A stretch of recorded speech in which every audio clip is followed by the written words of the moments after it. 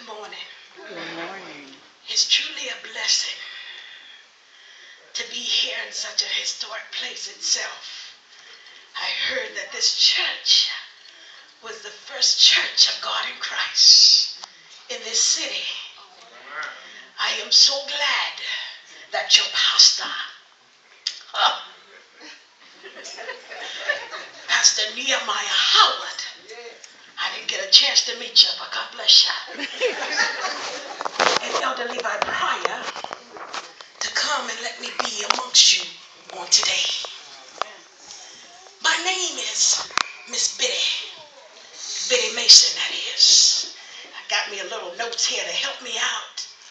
But it's such an honor to be able to talk to you boys and girls about a moment in history. Who know that it's important to know where you come from? Amen. I need some hands. I'm getting a little old so I can go about movement. Amen. Amen. It's very important to know where you come from. I was born August the 15th, 1818. All right. My name was Bridget. I didn't have a surname, just Bridget. I was born a slave. I was given, not sold, not bought with a price, to a man by the name of Mr. Smith. I was given to him as property, as a wedding gift. Who knows what it means to just, you have no control over yourself, my Lord. But I was given as a wedding gift to this man and his wife. This man then converted. He met up with some missionaries. And he even converted in the Lutheran church as a Mason. In the Mason practice, they didn't believe in having slaves. They believed in freeing slaves. But one thing about this man, Mr. Smith, he was a wealthy man. And they say money, there is greed. He would not free us, none of us. They begged and pleaded with him because it wasn't their practice. But because they needed his funding, they allowed things to go on. So many times, as I look at your generation, we just let things happen and forget about our foundation. It's important to know where you come from. Amen. He had then traveled. We've been to Texas. We've been to Utah. We've been to all these different places. And while I was traveling with him, I was a nurse. I was a midwife. And also, he had me care for his cattle. I had 4 little girls that traveled with me, my own daughters. But I didn't give up, and I did not give in. I held strong, you see. To have someone to be able to spit in your face and you still got to stand there and take it. Know where you come from. Know what people had to endure for you to be here today. We end up in Los Angeles, California in 1851. But before getting to Los Angeles, California, I tried to escape many times. But they caught me every time. But I tried. I tried to make it better for my family. Because I didn't want my girls to stay in my same situation. My Lord. But one day, in Los Angeles, California, in 1851, Los Angeles became a free state. Actually, it became free in 1850, but we moved there in 1851. I asked my owner, Mr. Smith, to let me go. He said no.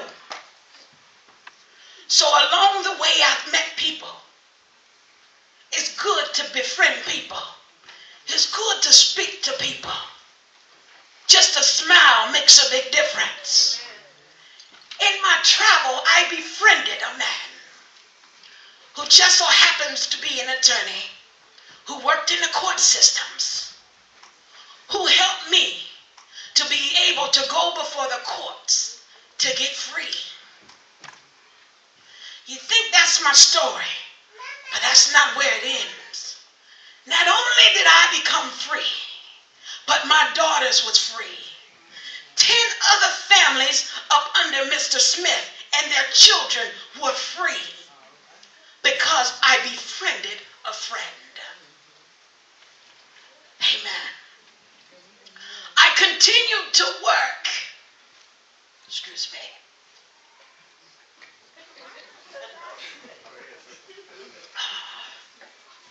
Just get a little parched. I continued to work as a midwife and as a nurse, and I did other odds and ends jobs. I was saving my money.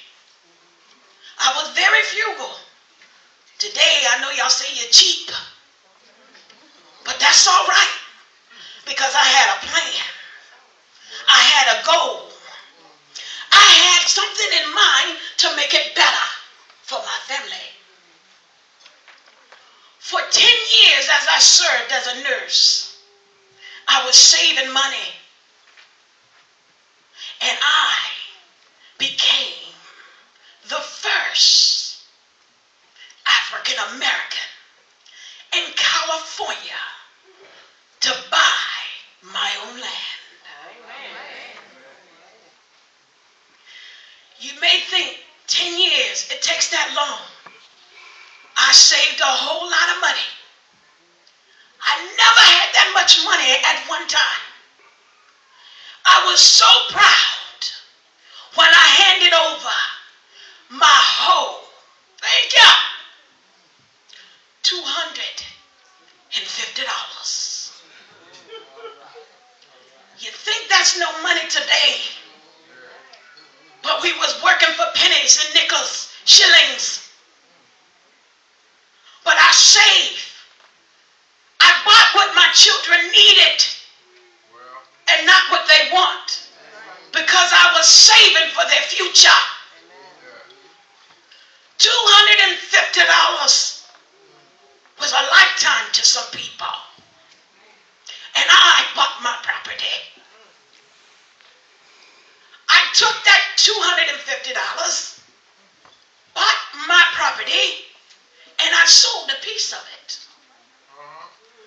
This is where investments come along. For what I paid $250 for a whole, I sold a piece, not even half, for $1,500.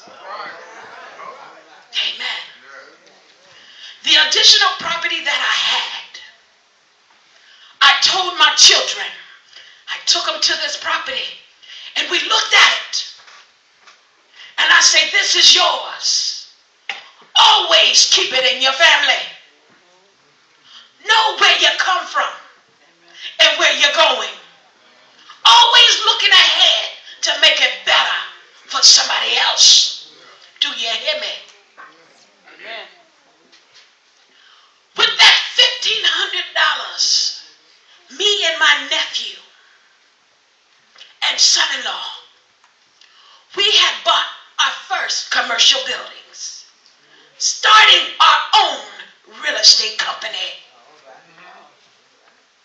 Me, a woman born as a slave, given as a gift to someone not even bought with a price. But I then became rich. Over $300,000 I had of my own, coming from pennies, because I was looking for the future of others. Not only that, I, Miss Biddy Mason, took on that name by by one of the people that I served for 7 years who helped me along the way, took on their surname Mason. To give myself a surname, to let them know that I am somebody. Know your name. Know where you come from. It's important. Not only that, I was the financial founder of the first AME church in California. Amen. So as it has been an honor to be before you today, what I would like to tell you young people, boys and girls, know where you come from. Don't just look at your situation today, but look forward to a future. Because you too can be here to tell somebody else your story. When I died in 1891, I was put in a grave and it was unmarked. But as years went on, a century later, on May 27th of 1988, the mayor at that time and the AME founders of that time had a memorial set for me and dedicated a park that still sits there today. I wasn't trying to be somebody special. I was just trying to make it better for somebody else, for you today. So if you're ever in California, please stop by my park, read about me, so that you too can know where you come from. God bless. Amen.